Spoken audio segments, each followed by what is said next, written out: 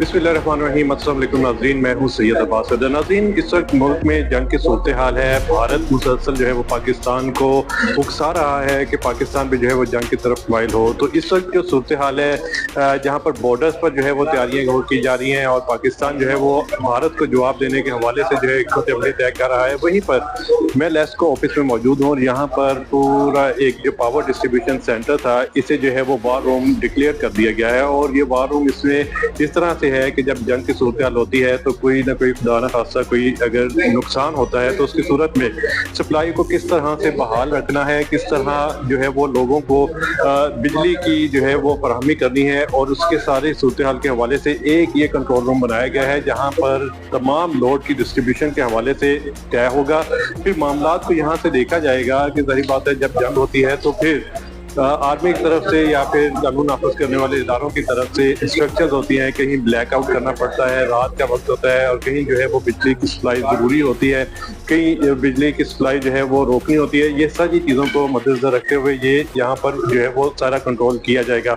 वैसे तो अलग अलग फीडर्स बनाए गए हैं और वो फीडर्स से ही स्विच ऑन ऑफ होता है, लेकिन ये बेसिकली एक कंट्रोल एंड कमांड सेंटर हम इसे कह सकते हैं वार रूम के हवाले से, कि ये वार रूम ये सारी चीज़ों को मैनेज करेगा। इसमें जो है वो तीन जो है वो चीफ इंजीनियर्स को जो है वो हेड बनाया गया है, जो मॉर्निंग, इवनिंग और नाइट शिफ्ट में जो है वो यहाँ पर ड्यूटीज अंजाम देते हैं। और उनके साथ यहाँ पर अमला जो है वो मौजूद है, जो मुसलसल जिन्हें डिवीजन्स में तकसीम किया गया और वो डिवीजन्स के साथ राब्ते में अगर कहीं बिजली कट ऑफ होती है तो फौरी तौर पर जो है वो उन्हें एक्शन में लिया जाएगा।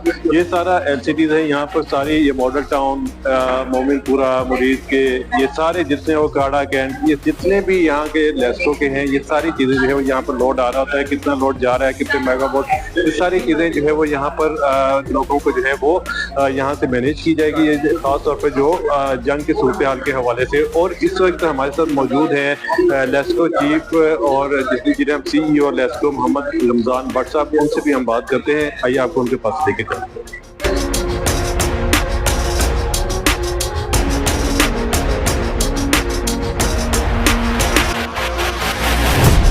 इस वक्त हमारे साथ मौजूद है लेस्को चीफ मोहम्मद रमजान भट्ट साहब। अच्छा सर, ये बताइएगा, वार रूम बनाया गया है और लेस्को की जानिब से जो हिकमत अमली अपनाई गई है वार के हवाले से, ये इसका मकसद क्या है, कितने ऑफिसर यहाँ काम कर रहे हैं और आगे कितना की हेल्पफुल हो सकता है अगर खुदा न खासा जंग होती है, मजीद आगे बढ़ती है जाए? ये जैसे इसका नाम ही वार रूम है और ये हमने स्पेसिफिकली ये जो टेंस का माहौल है इसी के लिए इसको हमने डिक्लेयर किया है। तो यहाँ पे ये CEO ओवरऑल तो मैं इसको खुद देखता हूँ और इमीडिएटली ये ऑपरेशन डायरेक्टर हैं भट्टी साहब, ये इसके ओवरऑल इंचार्ज हैं, ये इसको देखते हैं। और इनके साथ जो लिफ्ट पढ़ के हमने जिनकी ड्यूटी लगाई है, 8 घंटे एक चीफ इंजीनियर राउंड दी क्लॉक इधर बैठते हैं और वो सारा मॉनिटर करते हैं, देखते हैं।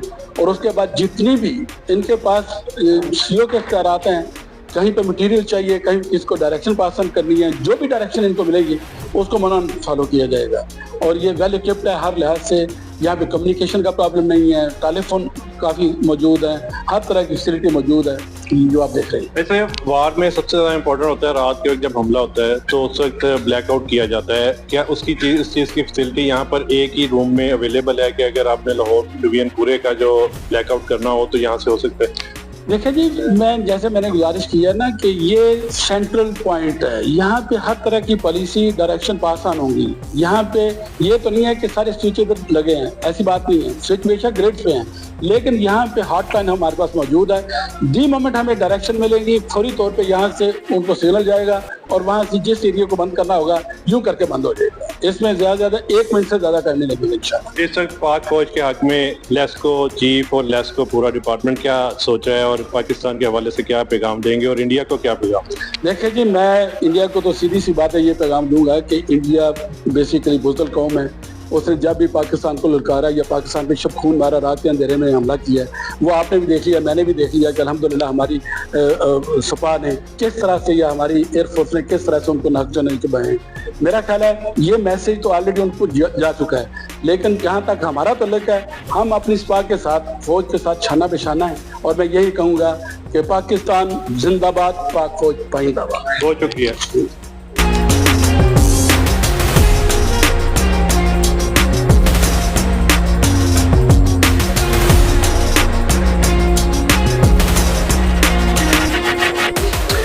जैसा कि मोहम्मद अफजान भट्ट साहब ने बताया कि इस वक्त लेस्को भी जो है वो भरपूर तरीके से पाक फौज के साथ खड़ा है और उन्होंने कहा कि यहाँ पर उन्होंने खवातीन को छुट्टी के हवाले से बात की, लेकिन उन्होंने कहा कि यहाँ लेस्को की जो वर्कर्स हैं यानी खवातीन ऑफिसर्स हैं वो भी भरपूर तरीके से अपनी पाक फौज के साथ खड़ी। उनका कहना है कि वो अपनी ड्यूटी सर अंजाम देंगे। इसी तरह जितने भी उन्होंने कहा कि यहाँ पर हमारे महकमे हैं, उन महकमों में ज़रूरत इस बात की है कि सब लोग जो है वो अपना हिस्सा डालें। इस वक्त तमाम सियासी जमातें, तमाम मकतबा फ़िक्र के अफराद, तमाम जो है वो मजहबी जमातें तमाम एक पेज पर हो चुकी हैं और इस वक्त जिस तरह से लेस्को में इंतजाम किए जा रहे हैं वैसे ही पुलिस और दीगर रेस्क्यू 112 इसी तरह दीगर तमाम इदारों में जो है ये सारे इक़दाम किए जा रहे हैं ताकि जंग की सूरत हाल में हम मुत्तहिद खड़े हों और एक साथ जो है वो भारत को जो है वो ऐसा जवाब दें कि वो सारी उम्र याद रखे कि पाकिस्तान की तरफ से मैली आंख से देखा क्यों है।